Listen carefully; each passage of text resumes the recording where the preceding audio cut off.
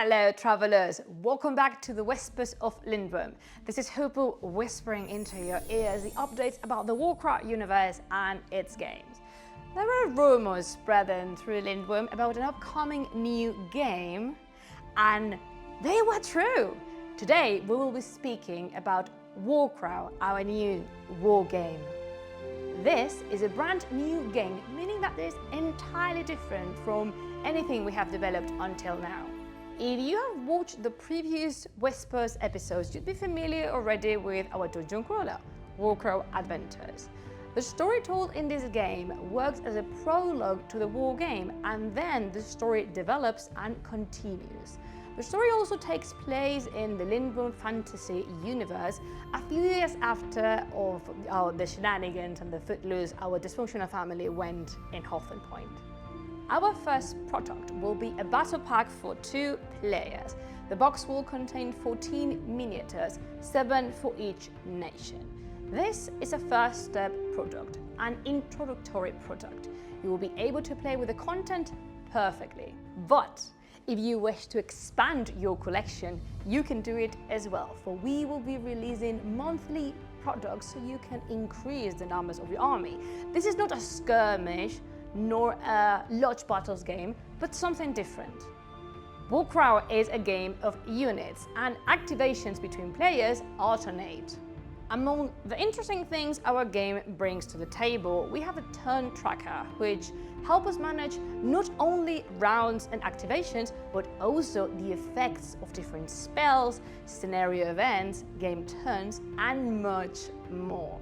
Mechanically speaking, positions will be crucial. The victory points will be obtained mainly by controlling targets.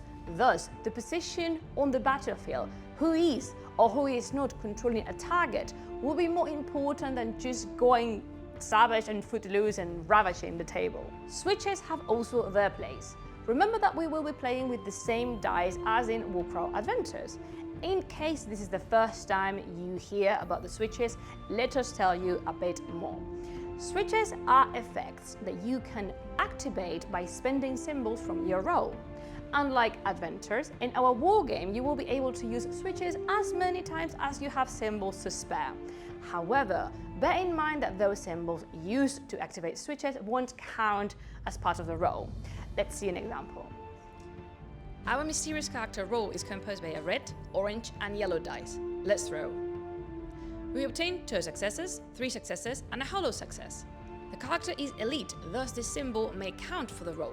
However, they have a switch that allows them to use a hollow success to impose a state to the target. Then, if we use this symbol as other success, we would get 4 successes. But if we spend the symbol to impose a state, our roll would get 3 successes. And now, do you want to know which 2 armies will be clashing in the battlefield on our first box? None other than the illustrious Hegemony of Emberzig and the lethal Northern Tribes. The Hegemony of Emberzig is the cosmopolitan empire of Lindwurm, the largest in size and also the most varied, for in their dominions they live ice study elves, rent dwarves and humans. They value discipline, strategic choices, tactics, they're very focused. And you've met some of the members of the Hegemony of Emberzig already. For example, our Hetman Amelia Hellbroth, Trabor, our Ghent dwarf, or the Caladran twins, Nergon and Naira. On the other hand, we have the lethal and destructive Northern Tribes, an alliance formed between orcs and Varang that are descending rapidly from the boreal lands. And you've also met some other members. We have Ormuk, our orc warrior, and then we have Ilyavik and her puppy, Cole.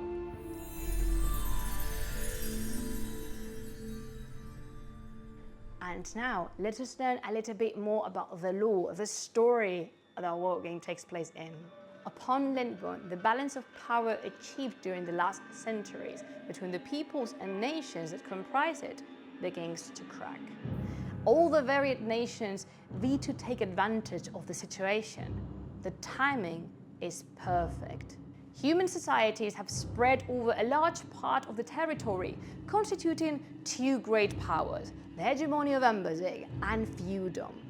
The dwarves have consolidated and increased their domain of Mount Haven, the great nation. The Cian and Elves inhabit the Great Forest, a vast territory through which they move quickly thanks to the magically connected portals. Orcs and Varang descend from the Boreal lands to do what they do best: hunt, pillage, and wage war. And the scions of Yaldabaoth, Oath, once just a small group of mysterious and disturbing members, have begun to multiply, conspiring in the shadows to leave their mark on the world under the protection of their master. And also, we should not forget about an old friend of ours, the fog. Every day, more and more people from Lindwurm discover that wherever the fog emerges, sinuously, with this reddish color that permeates the very air, it only heralds horror, death, tar, and blood. Anything can happen as the Lindwurm nations and peoples defend their borders, search for treasures, and prepare their troops to face all the enemies that beset them in the most turbulent and terrifying time in the history of these lands. Now, not only the ancestral adversaries themselves constitute a threat, but also the strangest things and the most terrifying creatures that have begun to appear on the face of the world. Not to mention the fog, the sinister fog that stirs, ready to devour every trace of life on which it glides, sinuous and humid, like the last breath of death.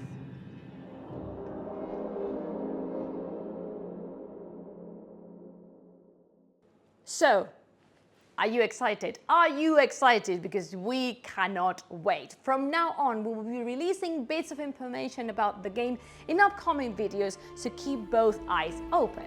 Have yourselves a lovely day, travelers, and stay alert. The fog is even closer. The fog is already here.